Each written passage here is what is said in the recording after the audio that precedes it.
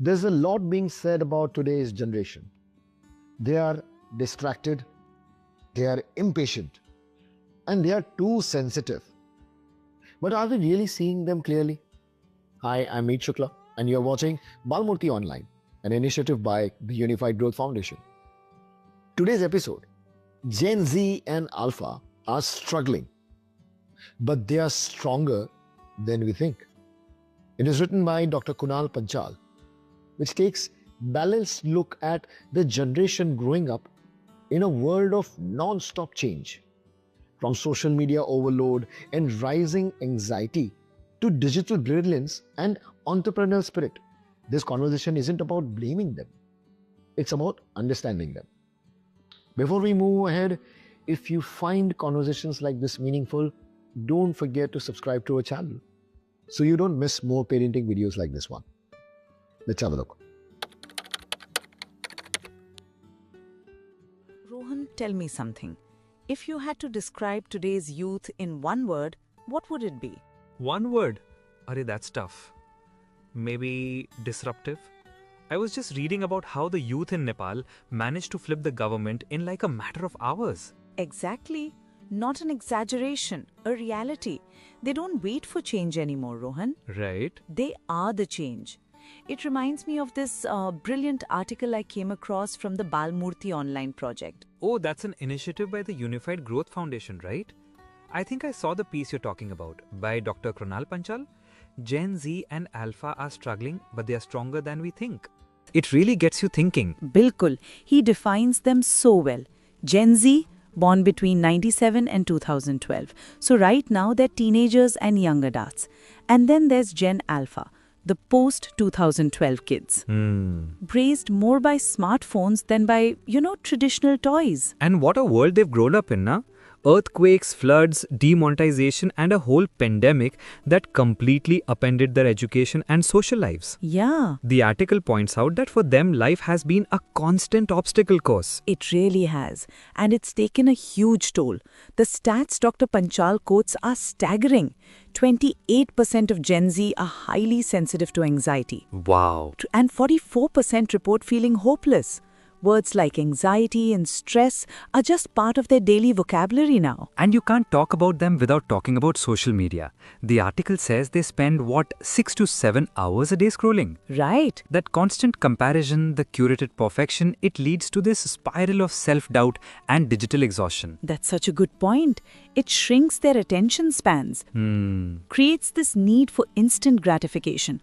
Patience is running thin, and that's before you even get to the financial stress, job uncertainty, massive credit card debt from impulse buys, and no real housing security. But here's the twist, and this is what I loved about the article. Okay. It's a story about a weak generation? Far from it. This is where their strength shines through. Oh, absolutely. They're incredibly adaptable. They don't just use technology, they own it. They're fluent in code, in apps, in social media. Yeah. So many have this entrepreneurial spark buzzing with startup ideas from a young age. And their values. They're so passionate about inclusion, climate change, gender equality. Totally. Their issues our generations were perhaps not as vocal about at that age. Having lived through so much chaos has made them incredibly resilient. And they think globally, don't they? They join international movements. They use their digital fluency to amplify their voices online. They don't just follow trends. They decide whether a trend sinks or soars. But that comes with its own pressures. The constant need to upgrade, upskill and stay market ready is throwing their inner balance out of whack. Right. It also explains their approach to work. They want meaningful jobs, not just a hustle. Which is why, as the article highlights, 39% of them consider switching jobs every 6 months if they're not fulfilled. Wow. Can you imagine that?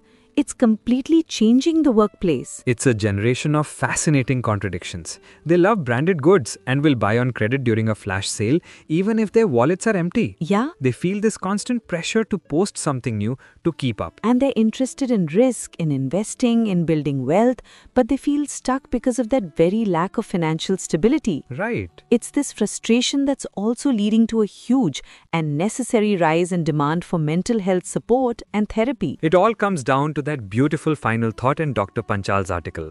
Instead of worrying about what's missing, the life mantra that could carry this generation forward is simply trusting in consistent effort and action, building step by step. I love that. It's not about having it all figured out, but about having the courage to keep trying. Exactly. It's empowering. Now, here's a question we'd like you to think about.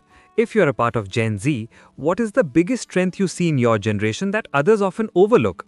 And if you're not, what's one thing you've learned from them? This generation isn't broken. They are adapting to pressures most of us never had to face at their age. Yes, they struggle. Yes, they feel overwhelmed. But they are also innovative, aware, and bold enough to question systems we accepted without thinking. Maybe instead of asking what's wrong with them, we begin asking how can we guide them better? I would love to hear your thoughts. What do you see as the biggest strength of Generation Z and Alpha today? Share your perspective in the comments.